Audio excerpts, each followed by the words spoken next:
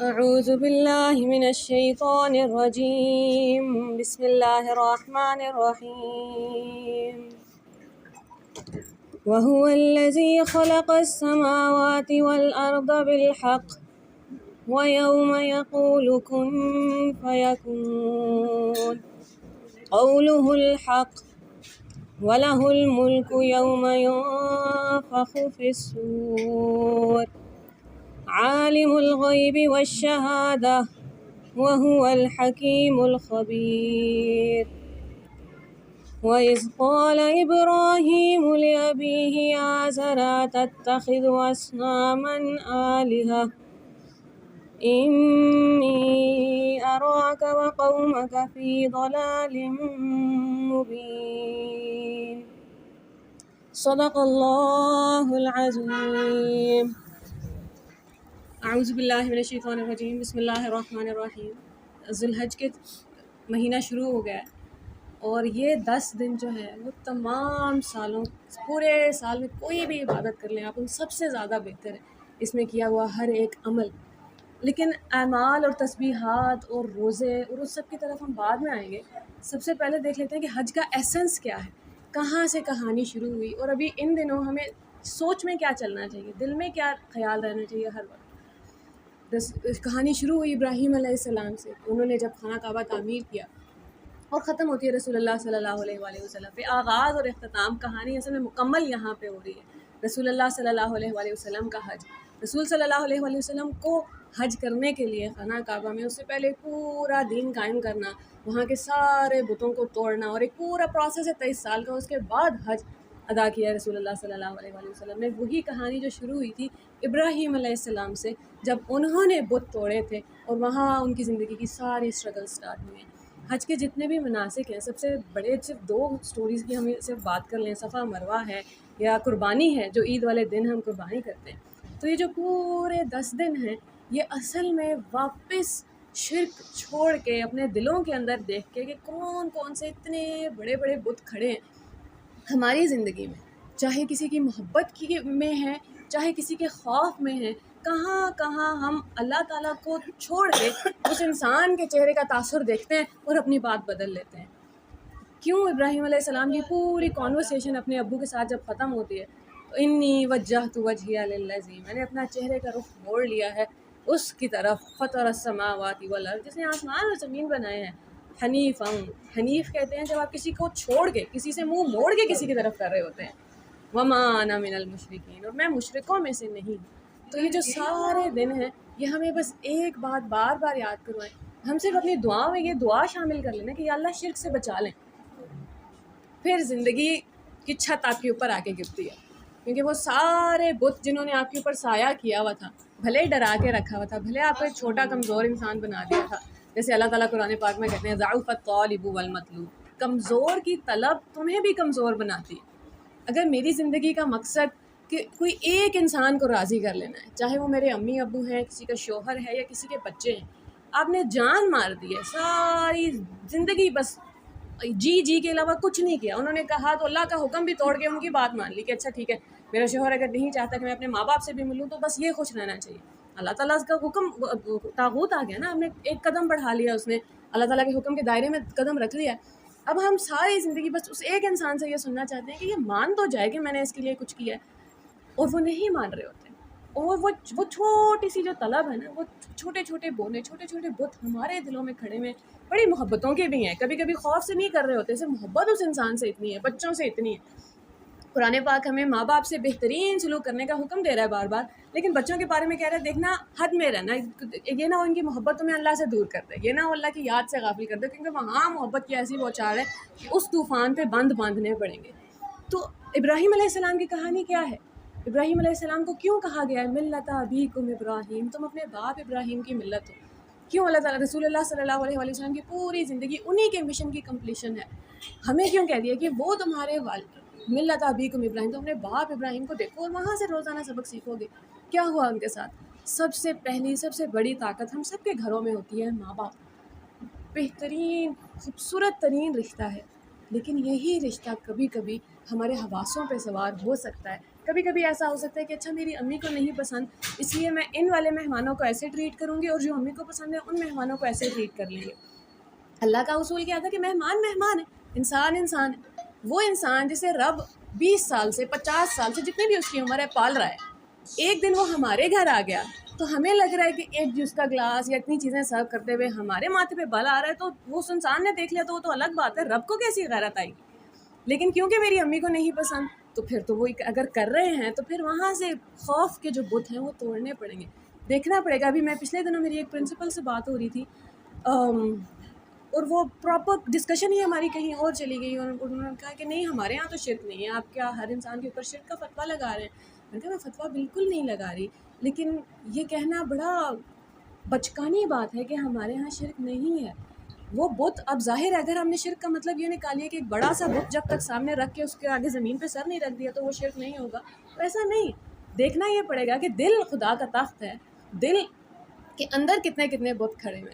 کبھی کبھی پتہ چلتا ہے کہ وہ کسی دوست کی محبت ہے، اور جیسے ہی ہم اللہ تعالیٰ سے دعا کرنا شروع کرتے ہیں کہ اللہ شرک سے بچا لیں، ابھی ہم نے صرف یہ ایک جملہ بولنا شروع کیا، اب سمجھ نہیں آئی، ہم انتظار بھی نہیں کر رہے تھے کہ یہ قیامت ٹوٹنے والی ہے، اور اللہ تعالیٰ ایک ایک کر کے چہرے کھولنا شروع کرتے ہیں، ایک ایک کر کے آپ کی دنیا تباہ ہو جاتی ہے، کچھ بھی نہیں بچتا۔ آپ ایک ٹوٹی ہوئی عمارت کو دیکھ کے سوچتے ہیں کہ یہ اللہ تعالیٰ نے ایسے ہی میرا تو پوری دل توڑ دیا، اپنے علاوہ تو کوئی بچا ہی نہیں، اور پھر آہستہ آہستہ اپنی ذات کا بت توڑ دیتے ہیں اللہ تعالیٰ۔ کسی دن بیٹھے بیٹھے آپ کو خیال آتا ہے کہ ساری زندگی جب مجھے لگ رہا تھا کسی انسان سے محبت ہے تو اس نے کہہ دیا تو بات بھی کر لی، اس نے کہہ دیا تو یہ پکا لیا، اس نے کہہ دیا تو یہ پہن لیا، کیونکہ آج کل بہت ہے نا ہمارے ایک خاندان میں بھی ہیں کہ کیونکہ شوہر کو نہیں پسند کہ حجاب نہیں لینا تو لڑکی نے نہیں لی۔ یہ اس ٹائم یہاں پہ تو چلو پھر بھی ایک گناہ کا احساس ہو جاتا ہے، جب ہمیں کچھ چاہیے ہوتا ہے نا کہ میرا دل نہیں کر رہا حجاب لینے کا، تو مجھے ایسا لگتا ہے کہ جیسے کوئی گناہ بھی نہیں ہے کیونکہ میرا دل نہیں کر رہا، تو وہ اس ٹائم پہ پھر اللہ تعالیٰ کہتے ہیں کہ آپ نے ان لوگوں کو دیکھا جنہوں نے اپنی خواہش کو اپنا خدا بنا لیا، نفس کا بت ہوتا ہے، اور وہ سب سے بڑا بت ہے۔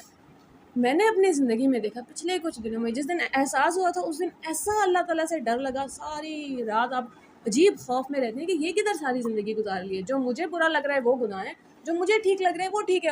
میں ان باتوں پہ کبھی شرمندہ ہی نہیں ہوئی جہاں مجھے برا نہیں لگ رہا تھا، اور گناہ کی ڈیفینیشن ہی وہی ہے کہ جہاں آپ نے رب کا حکم توڑ دیا گناہ ہو گیا۔ اب آپ کے دل کو جیسا مرضی لگے، اپنے دل کو تو خدا نہیں بنا لیا اپنے، وہ اسی لیے اللہ تعالیٰ کہتے ہیں نا قرآن بڑے پیارے انداز میں جب اللہ تعالیٰ کہتے ہیں نا اللہ کے ساتھ کسی اور کو مت پکارو، تو یہ بات ہمیں نہیں سمجھ آتی۔ کبھی یہ کہتے ہیں نا کہ اللہ کے سوا نہ پکارو تو سمجھ آ جاتا ہے اللہ آپ کو تو چھوڑا ہی نہیں کبھی، آپ کو تو روز نماز میں پکارتے ہیں، جب تکلیف ہوتی ہے سب سے پہلی آواز آپ کو ہی جاتی ہے۔ اللہ تعالیٰ کہتے ہیں میرے ساتھ کسی اور کو نہیں پکارنا، کہ ایک آواز مجھے اور کبھی کبھی ہوتا ہے دوسری آواز اللہ تعالیٰ کو جاتی ہے، پہلی کسی اور کو جاتی ہے، لیکن اللہ تعالیٰ کی ذات کی تو شان ہے الاول، پہلی آواز اللہ کو جانی چاہیے، پہلی نظر۔ Some thing as small as آپ روڈ پہ جا رہے ہیں اور راستے میں کتا آ گئے، میری عمر کے جو لوگ ہوتے ہیں وہ تو ظاہر ہے زور سے زیادہ ہی ڈرتے ہیں، آہستہ آہستہ پھر آپ کو پتہ چل جاتا ہے کہ نہیں یہ کچھ کہیں گے نہیں، راستے میں کتا آ گیا سامنے، اگر پہلی نظر اس بات پہ جا رہی ہے کہ یہ لوگ ہیں بچا لیں گے تو وہیں پھر آپ کے رونگٹے کھڑے ہو جاتے ہیں کہ یا اللہ ابھی آپ الاول نہیں ہوئے میری زندگی میں۔ بڑے کڑوے کڑوے جھوٹ بولنے پڑتے ہیں اپنے آپ سے، جھوٹ نہیں سچ ہوتے ہیں، اور کڑوے کڑوی سچائیاں اپنی ذات کی اپنے اوپر کھلنے لگتی ہیں۔ میرے استاد کہا کرتے تھے کہ قرآن پڑھنے سے پہلے میری اپنے بارے میں ایک بڑی اچھی رائے تھی کہ میں اچھا انسان ہوں، ڈیسنٹ انسان ہوں، شکر گزار بھی ہوں، فرما بردار بھی ہوں، بڑا اچھی ہوں۔ آہستہ آہستہ جب آپ کے ساتھ قرآن کا وقت گزرتا جاتا ہے نا تو قرآن آپ کو آئینہ دکھانے لگتا ہے، اور پھر اپنی ذات کے عیب انسان پہ عیاں ہونے لگتے ہیں، اور پھر نظر آتا ہے کہ یہاں بھی دھبا ہے، یہاں شرک کا ہے، یہاں نافرمانی کا ہے، یہاں کسی اور کی اطاعت ہو رہی ہے، یہاں محبت میں کوئی اللہ سے اوپر چلا گیا، اور چلے جاتے ہیں لوگ۔ ہم بھی صرف بیٹھ کے کیونکہ دیکھ نہیں رہے اس لیے ہمیں نظر نہیں آ رہا کہ کیا کچھ تباہیاں ہو گئی۔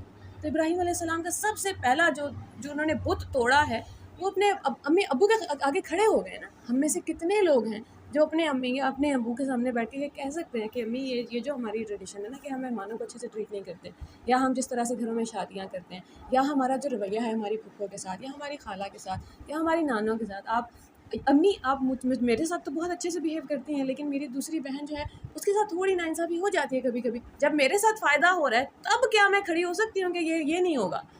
اللہ تعالیٰ تو قرآن میں کہہ رہے تھے کہ اے ایمان والو اللہ کے لیے کھڑے ہو جاؤ انصاف کے ساتھ، چاہے اپنی ذات کے خلاف کھڑا ہونا پڑے، چاہے کسی اپنے پیارے کے خلاف کھڑا ہونا پڑے، محبت تمہیں نہ روکے انصاف کے لیے کھڑے ہونے سے۔ اور پھر ایک اور سورہ میں کہتے ہیں کہ اپنے دشمنی میں بھی پھر انصاف کا تقاضا پورا ہونا چاہیے، بھلے اب وہ والے انسان کے ساتھ انصاف کرنا ہے جس نے میرا بڑا نقصان کیا ہے، تو کیا اس کا مطلب ہے کہ میں محفل میں بیٹھ کے اس کے بارے میں بات ہونے دوں کیونکہ یہ واقعی میں برا انسان ہے؟ یا نہیں، مجھے بھلے جتنا برا لگتا ہے وہ انسان، بھلے اس نے میرا جتنا مرضی نقصان کر دیا، اللہ کا اصول نہیں توڑے گا، بات نہیں کرنے دوں گی میں کسی کو اس انسان اپنے دشمن کے بارے میں بھی۔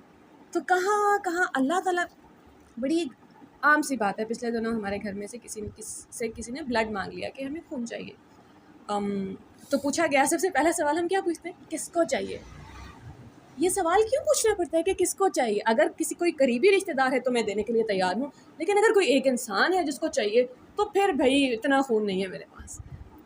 انسان تو دنیا کا ہر ایک انسان اللہ کا ہی بندہ ہے نا، تو ہمارا ایکویژن ہماری انسانوں کے ساتھ یہ 2 پوائنٹڈ کیوں ہے کہ میرا اور انسان کا آپس کا تعلق ہے، اس کے درمیان میں اللہ تعالیٰ کیوں نہیں ہے؟ ہر ایکویژن ایک ٹرائی اینگل کیوں نہیں ہے کہ میرا تعلق اللہ تعالیٰ سے اور اللہ کا تعلق بڑا مضبوط ہے اس انسان کے ساتھ۔ وَلَقَدْ كَرَّمْنَا بَنِي آدم، میں نے آدم کی تمام اولاد کو عزت دی۔ الرحمن جو اللہ تعالیٰ کا نام ہے اس میں کوئی تفریق نہیں ہے نمازی بے نمازی کی، مسلمان کافر کی، بڑا فرما بردار اور حد سے زیادہ کسی کا دنیا فسادی کی۔ الرحمن تو سب کے لیے الرحمن ہے۔ تو میری زندگی میں یہ کیسے ہو گیا کہ کیونکہ میں آپ کو جانتی ہوں تو آپ کو میرا خون جل جائے گا، کیونکہ میں اس انسان کو نہیں جانتی تو بھلے وہ خون کی کمی کی وجہ سے مر جائے۔ ان ادر ورڈز ہم یہی بول رہے ہوتے ہیں نا، کیونکہ ہم دیکھ نہیں رہے، اس کا مطلب یہ تو نہیں اس انسان کا نقصان نہیں ہو گیا۔ تو ابراہیم علیہ السلام کھڑے ہو گئے اپنے ابو کے سامنے کہ ابا جان یہ نہیں ہوگا۔ ہاں اس میں اصول ہیں، یا اباتی، پیارے ابا جان میں آپ سے بہت محبت کرتا ہوں، وہی الفاظ جو یوسف علیہ السلام نے اپنے ابو سے بات کرتے ہوئے کہا ہے۔ ان کا تعلق بڑا محبت والا تھا، بڑی دوستی والا تھا، یا اباتی۔ اور یہ نہیں کہ ایک دفعہ کہہ کے بات آگے بڑھ گئی، ہر جملے سے پہلے کہہ رہے ہیں ابا جان میں آپ سے بڑی محبت کرتا ہوں۔ اسے ایک جملے میں ساری دنیا کی محبت ہے۔ آواز اونچی نہیں کروں گا میں، رب نے حکم دیا کہ پر ماں باپ کے سامنے جھکا کے رکھنا تو جھکا کے رکھوں، ماں باپ کے پاؤں سے اوپر نہیں اٹھنا، میں نے نظر میں وہ تکبر یا وہ نہیں آئے گی، ہاں لیکن حق کے لیے کھڑا ہونا ضروری ہے۔ ابراہیم علیہ السلام یہ سکھا رہے ہیں ہمیں، چاہے ہمیں آپ اپنی زندگی میں ہم سب ابھی سوچیں کوئی 3-4 لوگ ہوں گے ایسے جن کا لہجہ اتنا سخت ہے کہ ان سے بات کرنا وہ عام بات آپ کر سکتے ہیں، ان کو ان کی غلطی کا احساس نہیں دلا سکتے، وہ آپ کو جملہ ہی پورا نہیں ہونے دیں گے، آپ نے ایک لفظ بولا ہے وہ آپ کو کھا جائیں گے، اور ایسے آرگیومنٹ سامنے سے آئیں گے کہ آپ کو لاجواب کر دیں گے۔ باتوں کے دھنی ہوتے ہیں کچھ لوگ۔ فرعون کی جو پورا آرگیومنٹ اللہ تعالیٰ نے سنایا ہے وہ اسی لیے سنایا تاکہ ہمیں لوگوں کی ٹیکٹکس پتہ چلیں۔ کیا کیا فرعون نے موسیٰ علیہ السلام کے ساتھ؟ موسیٰ علیہ السلام کہہ رہے تھے میں اللہ کا رسول ہوں، بنی اسرائیل کو بھیج دیں۔ ان 2 باتوں میں وہ کیا لے کے آیا ہے؟ کیا میں نے آپ کو ساری زندگی پالا نہیں ہے؟ احسان یاد کروا رہا ہے نا۔ تو ہمیں سب سے پہلا اٹیک سامنے سے یہی آئے گا کہ بھائی ساری زندگی پالا پوسا بڑا کیا، اس کا مطلب کیا تھا کہ تمہیں اسکول نہ بھیجتے، اسکول نے تمہیں یہ سب کچھ سکھا دیا۔ اچھا تم قرآن پڑھنے لگے ہو، قرآن تمہیں یہ سب سکھا رہا ہے کہ ماں باپ کے سامنے کھڑے ہو جاؤ۔ اس ٹائم پہ موسیٰ علیہ السلام نے کیا کیا؟ مان گئے، بے شک آپ نے پالا، شکر گزار ہوں میں آپ کا، آپ نے پالا، لیکن بات یہ ہے کہ بنی اسرائیل کو ساتھ بھیجنا۔ دوسرا اٹیک ہماری ماضی کی ہوئی ہوئی غلطیاں ہائی لائٹ کرنا کہ بھائی آپ کون سے نمازی پرہیزگار ہیں، آپ کی ساری زندگی کون سا سفید چادر ہے، اس کے اوپر دیکھیں 4 بڑے بڑے کالے دھبے ہیں۔ موسیٰ علیہ السلام سے بھی قتل ہو گیا تھا غلطی سے۔ اب فرعون سب کے سامنے یہ نہیں بول رہا کہ آپ یاد ہے قتل کر کے گئے تھے، ابھی دے دوں پھانسی، کوڈ ورڈز میں بات کریں کیونکہ بلیک میل کرنا چاہتا ہے کہ اب بتا دوں سب کو کیا کر کے گئے تھے تم۔ موسیٰ علیہ السلام نے کہا بالکل ہو گئی تھی غلطی، میں نے معافی مانگ لی، بات ختم ہو گئی، آگے چلتے ہیں۔ ہمارے اوپر بھی وہی اٹیک آئے گا، پھر وہ اگر ہم اس کے لیے تیار ہوں گے نا۔ ابھی ابراہیم علیہ السلام نے اپنے ابو سے بات کی ہے، ایسا تو نہیں ہوا کہ ان کے ابو مان گئے ہیں کہ بیٹے آپ بالکل ٹھیک کہہ رہے ہیں، اب ہم یہی کریں گے، کیا کچھ نہیں کیا، پھر سامنے سے ریئیکشن کتنا بڑا نہیں آیا۔ رسول صلی اللہ علیہ وسلم کی زندگی جب ہم پڑھتے ہیں تو ہمیں ایسا لگتا ہے کہ تکلیفوں کے پہاڑ وہی ٹوٹ گئے ہیں اور وہی ختم ہو گئے ہیں، اب میں تو مسلمان گھر میں رہتا ہوں، یہاں کیسے ہو سکتا ہے؟ جب ہمیں سنت پہ عمل کرنا ہے نا تو پھر طائف کے پتھروں کے لیے تیار رہنا۔ وہ پتھر پڑتے ہیں، آپ جیسے ہی ایک سٹیپ لیتے ہیں کہ یا اللہ اب جو آپ نے کہہ دیا وہی ہوگا، اور جیسے آپ نے کہا ویسے ہی ہوگا۔ اللہ تعالیٰ نے اگر کہہ دیا ہے کہ محبت ادب کا دائرہ نہیں چھوڑنا ہے تو میں نہیں چھوڑوں گی اللہ ادب کا دائرہ، لیکن اگر اللہ تعالیٰ نے کہہ دیا کہ بھائی آواز اٹھانی، وہ ہمیں دیکھ کے آہستہ آہستہ ہی ہوتا ہے، اچانک نہیں ہو جاتا کہ آپ ایک انسان کے سامنے کھڑے ہو جاتے ہیں۔ اللہ تعالیٰ ہی کرتے ہیں کہ وہ آپ کی زندگی میں جب ہم صرف یہ چاہت ہوتی ہے نا، صرف چاہ لیا ہے میں نے کہ یا اللہ آپ شرک نہیں کرتے، صرف ایسے ہی رینڈملی آپ نے ایک دن دعا میں دعا شامل کر دیا اور اللہ تعالیٰ نے ایسے بت گرائے ہیں آپ کی زندگی سے کہ آپ لوگ روک کے پوچھتے ہیں کہ تمہیں ہو کیا گیا، کیونکہ یہ بت توڑنے کا جو عمل ہوتا ہے یہ تکلیف دہ ہوتا ہے۔ باہر کے بت تو پھر بھی تھوڑے کم تکلیف دہ ہوں گے، جو دل کے اندر بت کھڑے ہوئے ہیں وہ تو ذات چورا کر دیتے ہیں، لٹرلی آپ کو پکڑ کیا ہو گیا چہرے پہ اتنی ویرانی کیوں؟ وہ اس لیے نہیں، ہمیں تو آج کل لگتا ہے نا کہ اچھا ویرانی کا مطلب ہے گناہوں کی کوئی ویرانی آ رہی ہے، پرنور چہرہ ہے تو پھر خوشی والا. دنیا میں تو غم ایسے توڑے گا آپ کو. اللہ تعالیٰ کی راہ میں آ گئے ہیں تو ایسا تو نہیں ہوا کہ بس اب آرام ہی آرام. ابراہیم علیہ السلام کی زندگی, رسول اللہ صلی اللہ علیہ وسلم کی زندگی کوئی آرام سے نہیں گزری, بستر پہ نہیں گزری, گھر میں آرام. اب دوسری محبت کیا ہے؟ ابھی تو اپنے ابو کے سامنے کھڑے ہو گئے اور وہاں سے نکال دیے گئے اور پوری بحث مباحثہ چل رہے ہیں. لٹرلی انہوں نے وہ سینٹینس بولا اپنے ابو کو کہ آپ غلط راستے پہ چل رہے ہیں, میں صحیح راستے پہ ہوں اور آپ کو مجھے فالو کرنا پڑے گا. وہ جملہ جو ماں باپ کی طرف سے آتا ہے کہ اب تم بتاؤ گے کیسے چلنا ہے, اب ہم تمہاری بات مانیں گے. اور ابراہیم علیہ السلام نے وہی جملہ بولا کہ آپ غلط راستے پہ ہیں, میں اپنے رب کی طرف سے صحیح راستے پہ ہوں, آپ کو فالو کرنا. اس لیے نہیں میں کوئی بڑا انسان ہوں, رب نے راستہ سیدھا بتا دیا, تو جو سیدھا راستہ ہے اس پہ فالو کریں گے. وہاں کوئی عمر کا گیم نہیں چلے گی. اتنا پیارا جملہ میں پچھلے دنوں سیرت کی بک میں پڑھ رہی تھی کہ کوئی, میں نام بھول رہی ہوں ان کا, شاعر تھے بہت بڑے, عمر میں بہت بڑے, رتبے میں, رسول اللہ صلی اللہ علیہ وسلم سے فرمایا کہ میں تو عمر میں بھی تم سے بڑا ہوں, میں زیادہ اس بات کا اہل ہوں کہ مجھے پیغمبر بنایا جائے. تو ہائرارکی عمر کی کوئی نہیں ہے. رسول صلی اللہ علیہ وآلہ وسلم اس دور کے سارے لوگوں میں کم عمر تھے. اب آ گئی اولاد کی بات. اولاد کے لیے ہم کتنی جگہ کمپرومائز کر دیتے ہیں اللہ کے اصول کہ اچھا اس کو اچھے اسکول میں پڑھانا ہے تو اچھا 4 پیسے تو اوپر کے کمانے ہی پڑیں گے. ہمارے ہاں یہ اتنا نارمل ہو گیا کہ اگر کسی کی گورنمنٹ کی جاب ہے اور 1,00,000 2,00,000 مہینے کا نہیں آ رہا, ہو سکتا ہے آفیشیل تنخواہ 50,000 ہی ہے, اوپر کے 1.5 لاکھ نہیں آ رہے, تو ہمیں تو لگتا ہے عام سی بات ہے ہی نہیں ہے. پھر ہم لٹرلی دیکھنے لگتے ہیں کہ اچھا یہ انسان کے ہاتھ مسئلہ ہے. حالانکہ ابھی میں پچھلے دنوں ہی سوچ رہی تھی کہ کتنی بار ایسا ہوتا ہے کہ ہم کسی کے گھر جاتے ہیں اور ہمیں پتہ ہے کہ ان کی کمائی حلال کی کمائی نہیں ہے, آفیشیل 30,000 ہی تنخواہ ہوگی, لیکن اتنی بڑی بڑی کوٹھیاں اور 4 گاڑیاں کدھر سے آ رہی. تو جب ہم وہ آرام سے کھا لیتے ہیں اور ہمارے دماغ میں کبھی آتا بھی نہیں کہ اچھا یہ حرام کما رہے ہیں, یا اور کچھ نہیں, کم از کم دعا ہی کر دیں, کیونکہ ہم نے برا ہی نہیں سمجھا اس کو, تو دعا کیسے کریں, یا اللہ ان کو اس سے نکال لے. کھڑے ہونا, بات کرنا تو بڑی دور کی بات ہے. دل میں برائی بری نہیں لگ رہی, کیوں؟ کیونکہ سب کو لگ رہا ہے کہ اپنے بچوں کو کیسے پالوں, مہنگائی تو کھا جائے گی. ابراہیم علیہ السلام سے دوسری بڑی قربانی مانگ لی اللہ تعالیٰ نے کہ اپنی اولاد کی محبت قربان کرنی پڑے گی. اور ابراہیم علیہ السلام, اللہ تعالیٰ قرآن پاک میں دیں قال لہ ربہ اسلم, جب بھی ان کے رب نے انہیں حکم دیا اسلم, سر جھکا دیں, اب بات ماننی ہوگی. اسلم قال اسلمت لرب العالمین, انہوں نے کہہ دیا پروردگارا میں سر جھکاتا ہوں تمام جہانوں کے رب کے سامنے. ہوتا کیا ہے زندگی میں بڑا, جب اللہ تعالیٰ کہتے ہیں نا دنیا کی زندگی آپ کو دھوکہ دیتی ہے, تو اس ٹائم آپ یہ جملہ پڑھتے ہیں, آگے نکل جاتے ہیں, پھر پڑھتے ہیں, پھر آگے نکل جاتے ہیں. پھر ایک وقت آتا ہے جب آپ اللہ تعالیٰ کے لیے کوئی ہوتا ہے نا, دھن میں ہوتے ہیں ہم, کوئی ایسے دن ہوتے ہیں سال میں 10 دن ایسے ہوتے ہیں کہ بس اللہ تعالیٰ ہی اللہ تعالیٰ نظر آ رہے ہوتے ہیں ہر طرف. اور پھر آپ اللہ تعالیٰ سے کہتے ہیں کہ اللہ یہ جو ایک خواہش ہے نا جس کے پیچھے میں مری جا رہی ہوں, آج آپ کے لیے قربان کر دیا, آج میں نے اپنے ہاتھ کھول دیے, آج آئی سرنڈر, جیسے ہم نماز میں جا کے سرنڈر کر دیتے ہیں, اللہ اکبر. سرنڈر کی پوزیشن ہے نا. جب ہم بچپن میں جب دیکھتے تھے کہ پولیس کسی کے گھر آئی ہے تو سب سے پہلے ہینڈز اپ, سرنڈر کی پوزیشن کی. اب میں رزسٹ نہیں کروں گا. نماز میں کھڑے ہوتے ہی ہم کہہ دیتے ہیں کہ اللہ آپ کے کسی فیصلے سے رزسٹ نہیں کر رہی میں.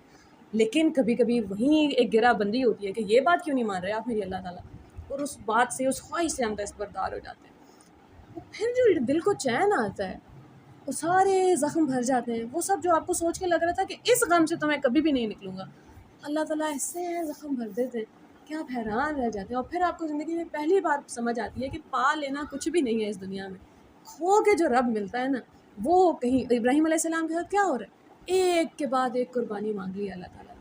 اب ہمیں کیا کرنا ہوگا. ہماری ایک ٹیچر ہے میری ابراہیم صاحب, وہ کہا کرتی ہیں کہ جب آپ قرآن کے لیے آئیں, اور یہ تو آج کل دینی قربانی کے ہیں, بے شک ہم قربانی میں حصہ ڈال رہے ہیں, جانور کی قربانی کریں گے. ابراہیم علیہ السلام سے اصل میں قربانی تو ٹیسٹ تو اسماعیل علیہ السلام کی قربانی کا ہوا تھا.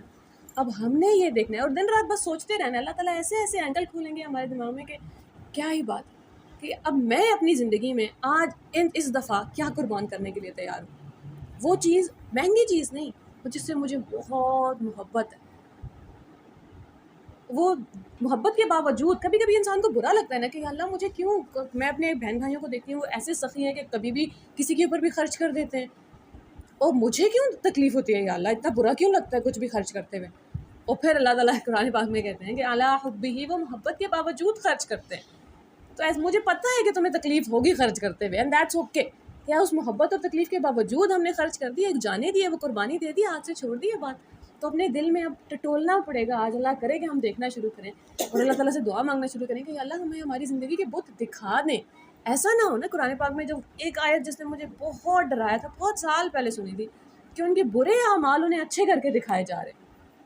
تو یہ اس سے زیادہ خطرناک بات تو کوئی ہے ہی نہیں کہ میں ساری زندگی ایک غلط کام بھی کروں اور اس کو اچھا بھی سمجھتی ہوں، اس زون میں زندہ رہوں کہ بھائی میں تو صحیح کام کری. اور ہم اپنی زندگی میں ایسے لوگوں کو جانتے ہیں جن کی نگیٹیوٹی ان کے ارد گرد ہر انسان کو نظر آ رہی ہے کہ یہ غلط کر رہے ہیں. ان کے پاس بیٹھتے ہوئے آپ کو بیٹھتے ہی برا محسوس ہونے لگتا ہے، آپ کو پتہ چل رہا ہے کہ یہ غلط ہو رہا ہے، انہیں نہیں پتہ چل رہا. کیوں نہیں پتہ چل رہا؟ پھر یہ آیت سمجھاتی ہے کہ بھائی ان کو خوبصورت لگ رہا ہے یہ جو بھی ہو رہا ہے. بادشاہ کے سامنے کھڑا کر دیا اللہ تعالیٰ نے ابراہیم علیہ السلام کو. وہاں ہماری زندگی میں بھی ہوں گے کوئی بادشاہ، کوئی اپنے 5 کنال کی یا 5 مرلے کی جگہ کا بادشاہ ہوگا جس کے سامنے ہر ایک انسان ایک چھوٹا چھوٹا بھون ہے. وہ والا بت کیا گرایا ہے ہم نے اپنی زندگی میں؟ کیا یہ مان گئے ہیں کہ یا اللہ آپ کے آگے کھڑے ہوں گے تو پھر کسی اور کے آگے نہیں سر جھکائیں گے؟ یہ جب باتیں شروع میں ہم سنتے ہیں نا تو ہمیں لگتا ہے کہ کیا مطلب میں ہر انسان سے مس بہیو کرنے لگ جاؤں. وہ جو رب ہے جو کہہ رہا ہے میرے سامنے جھکنا ہے، وہ آپ کو کیسے کسی دوسرے انسان کو نقصان پہنچانے دے سکتا ہے؟ مجھے آپ کو زندگی میں بڑا مسئلہ ہوتا ہے نا، خاص طور پہ جب چھوٹے بہن بھائی آپ سے کوئی کام کہتے ہیں کہ پانی پلا دو، یہ کر دو، وہ کر دو، اور آپ کام کر بھی دیں تو 5 منٹ لگا کے جواب نہیں دیتے کہ اچھا لا رہی ہوں، بس اٹھ کے چلے جاتے ہیں کہ موڈ خراب کر کے. اور ایک دن آپ کے دماغ میں خیال آتا ہے کہ جب یہ کہتے ہیں نا یا اللہ، تو ایک لمحے کے 1000ویں حصے میں جواب آتا ہے لبیک یا عبدی، میرے بندے میں حاضر ہوں. وہ جس انسان کو رب جواب اللہ تعالیٰ، اس کو ان انسان سے اتنی محبت ہے تو یہ کیسے ہو سکتا ہے کہ مجھے محبت نہ ہو؟ یہ کیسے ہو سکتا ہے کہ میں اسے جواب دینے میں دیر کر دوں؟ تو شرک سے جیسے ہی ہم باہر آتے ہیں ہم ایک بہتر انسان بن جاتے ہیں. ایسا کبھی بھی نہیں ہوتا کہ آپ ہم لوگوں کو پاؤں کے نیچے دیتے پھریں، کیونکہ جو رب کو جان گیا ہے وہ یہ جان جائے گا کہ ہر انسان کیسی عزت اور کریم انسان ہے. اللہ تعالیٰ نے ہر انسان کو آنر کے ساتھ پیدا کیا ہے. صفا مروہ جو حج کا ایک خاص رکن ہے، حضرت حاجرہ اور حضرت اسماعیل علیہ السلام، ابراہیم علیہ السلام سے اللہ تعالیٰ نے توکل کا امتحان لے لیا. صحرا ہے اور کوئی پانی نہیں ہے، کوئی کھیت نہیں ہے، کچھ بھی نہیں ہے. اب وہاں پہ اپنی اولاد کو چھوڑ. اللہ تعالیٰ نے کبھی بھی اللہ تعالیٰ نے ابراہیم علیہ السلام کو پہلے سے پلان نہیں بتایا تھا کہ اس کے بعد کیا ہونے والا ہے، کیونکہ ہمیں آفٹر اس کے بعد کیا ہوا یہ پتہ ہے، اس لیے ہم بڑی تسلی سے سٹوری سن لیتے ہیں. کیونکہ بچپن میں کانوں میں ڈل گیا تھا کہ اچھا اسماعیل علیہ السلام بچ گئے تھے، اچھا آگے نہیں جلایا تھا، کہ اچھا حضرت اسماعیل علیہ السلام کے لیے بھی زمزم آ گیا تھا. ابراہیم علیہ السلام کو نہیں پتا تھا کہ پانی نکلنے والا ہے، انہیں نہیں پتا تھا یہ کیسے زندہ رہیں گے، کتنے دن زندہ رہیں گے. وہ جب انہوں نے چھوڑ دیا نا کہ حضرت حاجرہ نے بھی کہہ دیا کہ اگر اللہ تعالیٰ کا حکم ہے تو پھر آپ جائیں. اور جب انہوں نے اپنے بچے کو تکلیف میں دیکھا تو وہ جا رہی ہیں، کوشش کر رہی ہیں ایک پہاڑ سے دوسرے پہاڑ. توکل کا یہ مطلب بھی نہیں کہ میں ہاتھ پہ ہاتھ رکھ کے بیٹھ جاؤں، پتہ ہے رب ہی بچائے گا، لیکن کوشش اپنی پوری کر لی ہے. اب کبھی کبھی کیا ہوتا ہے ہم ایک ڈائریکشن میں کوشش کر رہے ہوتے ہیں زندگی میں کہ یہاں سے کوئی کام ہو جائے. اب کیا پانی ان کو وہاں سے ملا تھا جہاں وہ پہاڑوں پہ ادھر ادھر جا رہی تھی؟ کوئی قافلہ تو نہیں مل گیا تھا، کچھ ایسا تو نہیں ہو گیا تھا کہ ہاں کیونکہ وہ گئی تھی اس لیے پانی مل گیا تھا. پانی تو اسماعیل علیہ السلام کے پاؤں کی جگہ سے نکلا.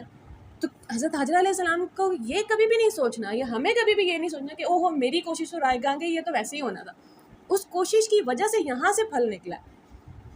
ابھی فی الحال ہی میں کسی ایک اور ڈائریکشن میں قرآن پاک سکھانے کے لیے پورا زور لگا رہی ہوں اور وہاں کام نہیں ہو رہا. اور یہاں جماعت اسلامی کے تھرو ایک کے بعد موقع ملتے جا رہے ہیں. آپ زور کہیں اور لگا رہے ہیں، کام کہیں اور سے ہو رہا ہے. 6 ماہ میں یوٹیوب کے اوپر ریکارڈنگ کرنی تھی اور کہیں کوشش کر رہی ہوں نہیں ہو رہا، سافٹ ویئر نہیں مل رہا، یہ نہیں ہو رہا، ویب کیم چاہیے. ایک دن آپ بیٹھتے ہیں، 2 ماہ آپ نے چھوڑ دیا کوشش، ایک دن آپ دوبارہ بیٹھتے ہیں، 5 منٹ کے اندر آپ کو ایک ایپ ملتی ہے، ریکارڈنگ، کیمرہ، سب مسئلے حل ہو گئے. اس دن مجھے یہ اسٹوری سمجھ آئی کہ حضرت حاجرہ کی اسٹوری کا مقصد کیا تھا. تم کوشش پوری کر دو، میں تمہاری کوشش دیکھوں گا، راستہ کہیں اور سے نکل آئے گا، کہیں نہ کہیں سے تمہیں پہنچا دوں گا جہاں بھی پہنچانا. تو یہ کیا ابھی آپ سب کی زندگی کے تجربے جو ہیں وہ میری زندگی کا تجربہ نہیں ہے. آپ کا دل جس بات پہ دکھتا ہے وہ میرا اس بات پہ نہیں دکھتا. جب ہم ان 10 دنوں میں غور کریں گے نا ابراہیم علیہ السلام کی کہانی پہ، ابراہیم علیہ السلام کی زندگی پہ، خوف میں کیا کرتے ہوں گے، ڈرتے ہوں گے، محبت بھی. جب شیطان کو انہوں نے کنکریاں ماری ہیں اور اللہ تعالیٰ نے اس کو حصہ بنا دیا ہماری عبادت کا، تو بس یہ دکھانے کے لیے کہ ایسا نہیں تھا کہ ان کے لیے سب کچھ بہت آسان تھا. ہم جب پیغمبروں کی بات کرتے ہیں، ہم جب اللہ تعالیٰ کے بارے میں بات کرتے ہیں، ہم آلموسٹ ایسے بات کرتے ہیں جیسے خدا نخواستہ کسی کوئی فیلنگز نہیں ہے وہاں پہ. خدا نخواستہ وہاں کوئی خوف نہیں ہے، کوئی محبت. اسماعیل علیہ السلام کو قربان کرتے، کتنی بات ہمارا. اور بڑی مزے کی بات، آج ہی میرا دھیان اس بات پہ جا رہا تھا، اللہ تعالیٰ نے کہا ماتھے کے بل لٹایا ان کو. چھری جب چلنی ہوتی ہے نا قرآن پاک میں، اونٹ کی قربانی کے وقت بھی ہوتا ہے کہ بھائی، اور ہمیں تو پتہ ہے قربانی کے کیسے اصول ہیں کہ جانور کو تکلیف ہی ہونی چاہیے. ہمیں پتہ ہے کہ جب ایک انسان کوئی بھی قربانی یہاں سے جلدی ہوگی، یہاں سے اس کی جان جلدی نکلے گی۔ اسماعیل علیہ السلام کو کیوں ماتے کے بل لٹا دیا؟ وہی والا لفظ سورہ کوثر میں ہے، فصل لربی کا ونہر کہتے ہیں یہاں گردن سے کاٹنے کو۔ یہاں سے جب آپ کاٹتے ہیں تو یہاں تک پہنچنے میں، جان نکلنے میں بڑی دیر لگتی ہے۔ تو جب قربانی دی ہے تو حد کر دیا، پھر انتہا کر دیا، پھر بیچ میں سے کوئی کنجوسی، کوئی نچوڑا نہیں کہ یا اللہ یہ بچا لوں، یہ بچا لوں، تکلیف بچا لوں، کچھ بچا لوں۔ اللہ تعالیٰ نے بھی پھر آخری حد تک آزمایا۔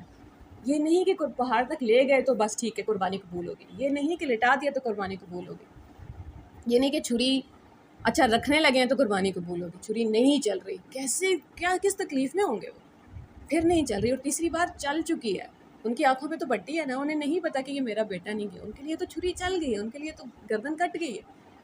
وہ تو بعد میں اللہ تعالیٰ کی آواز آئی کہ بھائی اب آخری حد تک آزماتے ہیں اللہ تعالیٰ انسان، آخری حد تک مجھے اور آپ کو بھی آزمائیں گے۔ ہماری زندگی ابراہیم علیہ السلام اور رسول اللہ صلی اللہ علیہ وسلم کی زندگی سے زیادہ مختلف نہیں ہونے والی، ایسا نہیں ہونے والا۔ ہاں مصیبت کی انٹینسٹی ہو سکتا ہے کم ہو، ہر کسی کے زندگی کے حساب سے، ہر کسی کے کیپیسٹی کے حساب سے، لیکن کل ہی میں حدیث پڑھ رہی تھی کہ لوگوں دنیا درد کا گھر ہے، خوشی کا گھر نہیں ہے۔ جو یہ قبول کر لے گا وہ آرام سے، وہ پھر غمگین نہیں ہوگا ضرورت سے زیادہ، نہ خوش ہوگا کوئی اس ملنے پہ کہ بھائی یہاں تو رہنا ہی نہیں ہے ضرورت سے تھوڑی زیادہ زندگی کے لیے۔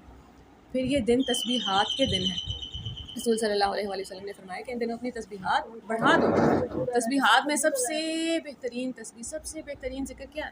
سبحان اللہ، الحمدللہ، اللہ اکبر، لا الہ الا اللہ۔ جیسے ہی ہم لا کہتے ہیں تو ہمارے تو ایمان کا آغاز ہی نفی سے ہوتا ہے کہ یا اللہ یہ گرائے میں نے سارے بت، محبت کے بھی اور خوف کے بھی۔ الہ، الہ کہتے ہیں غلامی کو، محبت کو، بے انتہا محبت کو۔ عربی میں کہا کرتے ہیں کہ محبت کے 15 درجے ہیں، 14واں درجہ الہ ہے۔ 15ویں درجے میں یا آپ مر جائیں گے یا آپ پاگل ہو جائیں گے۔ اللہ تعالیٰ سے ہم کہہ رہے ہیں یا اللہ دنیا میں کوئی ایسا انسان نہیں ہے، کچھ ایسا نہیں ہے جس سے میں ویسی محبت کرتا ہوں جیسے آپ سے کرتی ہوں، یا اللہ کوئی ایسا انسان نہیں ہے جس کی میں ایسی غلامی کرتی ہوں جیسے آپ کی کرتی ہوں، یا اللہ کوئی ایسا نہیں ہے جس کے میں روب میں ہوں جیسے آپ کے روب میں ہوں۔ کیا مطلب ہوا کہ میں کسی کو زیادہ فیشنیبل دیکھ کے، میں کسی کا زیادہ سخت لہجہ سن کے، میں کسی کی بڑی گاڑی دیکھ کے، بڑی ڈگری دیکھ کے میں روب میں نہیں آتی۔ یا اللہ آپ کا روب سب سے بڑا، فاطر السماوات والارض، دنیا بنانے والا اگر ہمارے ساتھ ہے تو پھر ہمیں اور کس کے روب میں آ سکتے ہیں ہم؟ لا الہ الا اللہ، وہاں سے تو بات ہی نفی سے شروع ہوئی کہ پہلے سارے بت گراؤ گے پھر توحید کا آغاز ہوگا۔ تو اللہ تعالیٰ کرے کہ یہ سارے دن ہم سوچتے رہے، اور ایسے ابراہیم علیہ السلام کے بارے میں، رسول صلی اللہ علیہ وسلم کی پوری زندگی کے بارے میں ہمیں پتہ چلتا جائے گا کہ اللہ یہ اپنی ذات کے عیب اللہ کرے دکھنے لگے، اپنے ارد گرد روشنی ہو جائے کہ پتہ چلے کدھر کدھر کانٹوں پہ پاؤں رکھ کے ہم نے اپنا ہی پاؤں زخمی کیا ہوا ہے، اور ایسا نہ ہو کہ قیامت والے دن ہوتے ہیں۔ اب آخری بات، کبھی کبھی آپ سوچتے ہیں نا کہ شرک کیوں اتنا بڑا گناہ ہے کہ اللہ تعالیٰ کہتے ہیں شرک معاف نہیں کروں گا، اس کے علاوہ سب معاف کر دوں گا اگر چاہوں گا تو۔ شرک بہت بڑا ظلم ہے۔ پھر آپ اپنے آپ سے بیٹھ کے پوچھتے ہیں کہ کس پہ ظلم ہے؟ خدا نہ خواستہ اللہ تعالیٰ کی ذات پہ تو کوئی ڈیمیج ہی نہیں ہوا، جہاں ڈیمیج نہیں ہے وہاں سزا بھی نہیں بنتی۔ کس پہ ظلم کر رہے ہیں ہم شرک کر کے؟ اپنے اوپر ظلم کر رہے ہیں۔ جیسے ہی اللہ تعالیٰ اللہ تعالیٰ کیا کرتے ہیں جب ہم اللہ تعالیٰ، ہم سب نے نمازیں روز پڑھی ہیں، کبھی سجدے میں سر جھکاتے ہوئے، کبھی رکوع میں جھکتے ہوئے ایک لمحے کے لیے حقارت کا احساس نہیں ہوتا، کیونکہ سامنے اللہ تعالیٰ خود آ جاتے ہیں اور بات کرتے ہیں، اور اللہ تعالیٰ کے آگے جھک جاؤ تو اللہ تعالیٰ تو ایسے سنبھال لیتے ہیں۔ دنیا کے سامنے میں نے اپنی نظر جھکائی ہے، دنیا کے سامنے سر جھکایا ہے، چاہے فزیکلی نہیں لیکن ان کی بات مان کے، تو دنیا کیا کرتی ہے؟ پکڑ لیتی ہے کہ تھینک یو سو مچ، یا سر کے اوپر پاؤں رکھ دیتی ہے۔ شرک بڑا ظلم ہے انسان کے اپنے اوپر، کیونکہ دنیا میں کوئی اس لائق نہیں ہے، جب اردو میں اس کا ترجمہ کرتے ہیں نا کہ اللہ کے سوا کوئی عبادت کے لائق نہیں ہے، اس لیے نہیں کہ لوگ کوئی برے انسان ہیں، اس لیے نہیں کہ لوگوں کا تو دماغ میں یہ کہ اس کو نقصان پہنچانا ہے، وہ بیچارے کمزور ہیں، ضعف الطالب والمطلوب، کیونکہ تم جسے چاہ رہے ہو وہ کمزور ہے، اس لیے وہ تمہیں کمزور بنا رہا ہے۔